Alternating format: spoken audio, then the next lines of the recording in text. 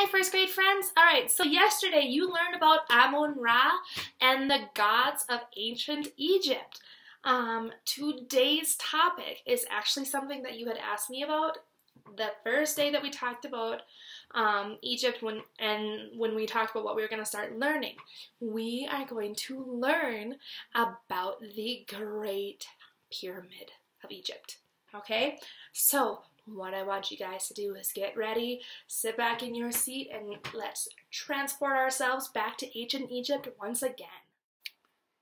Long ago, there was an Egyptian priest named Setna. He was in charge of one part of a giant temple to the gods in his city.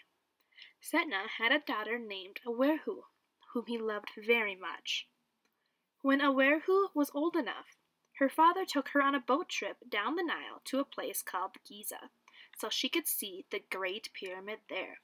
A pyramid is a structure with 4 triangular sides and a square base or bottom. They journeyed or traveled for many days as passengers on a large sailing ship. During the voyage, Setna explained to his daughter what the Great Pyramid was and why it had been built.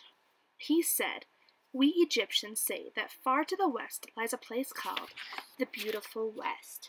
When someone dies, he or she has the chance to travel there. If they arrive safely, their spirit will be happy forever, for the good god Osiris is king there and takes good care of everyone. But the journey or trip to this beautiful place is dangerous and hard to make, and not everyone who tries to get there reaches it. So we pray to Osiris and to his wife Isis, and to their son, the falcon-headed god Horus.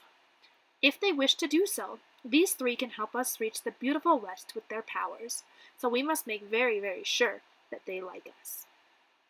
The god Osiris will even let us bring any treasure we have with us when we go there. Pretty artwork, fine clothes, jewelry, or whatever we most enjoy in this life so that we may have an enjoyable afterlife." Well, many years ago, there was a pharaoh or Egyptian ruler named Djoser. One night, Djoser dreamed that one of the gods told him to build a special place for Djoser's family and servants to put his body and treasures after he had died. Now, Djoser had a friend working for him who he thought was the smartest man alive in those days. This friend's name was Imhotep. Imhotep was the greatest architect in Egypt.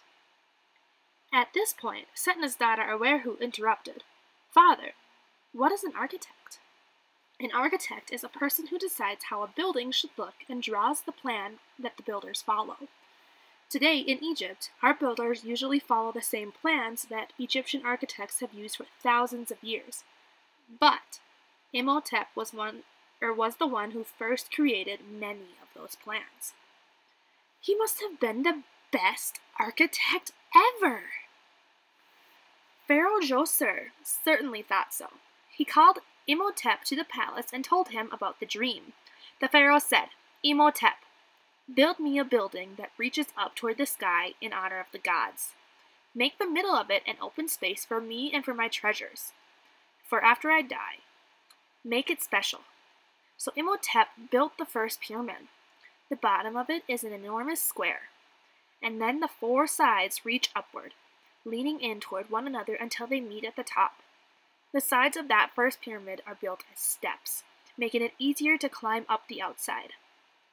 Well, Djoser's pyramid was so wonderful that the pharaohs after him wanted pyramids too, but with smooth sides, not steps.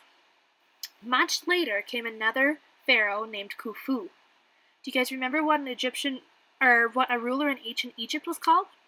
Pharaoh Khufu wanted people to know what an important pharaoh he was, so he commanded his people to build him the biggest pyramid of all, the Great Pyramid. Setna and his daughter, Awerhu, continued sailing for many days on their way to see the Great Pyramid at Giza, and were nearing the end of their journey along the Nile when suddenly Setna pointed up ahead and said, "Look, my dear Awerhu, what do you see?" Awerhu's eyes opened wide with excitement.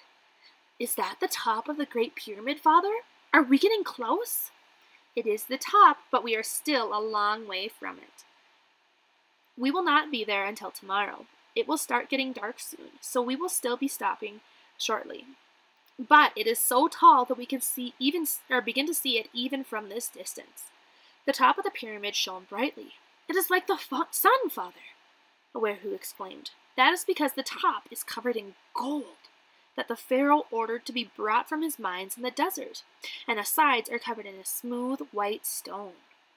Mines are places where people dig deep into the earth to get minerals like gold.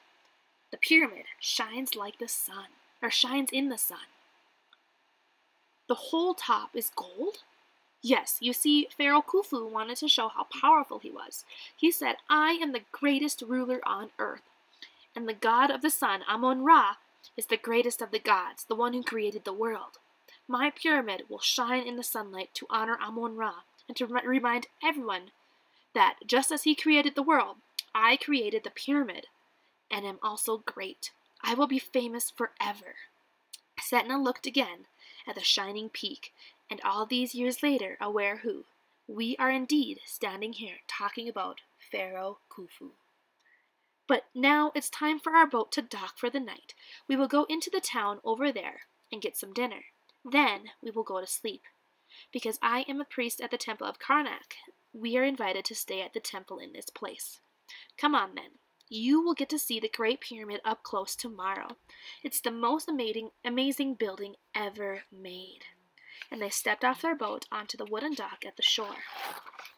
All right, my friends. So, at this point, I want you to go grab another sheet of paper, and I want you on that paper to write down one thing that is the same and one thing that is different between these pyramids in Egypt and then the Hanging Gardens in Babylon.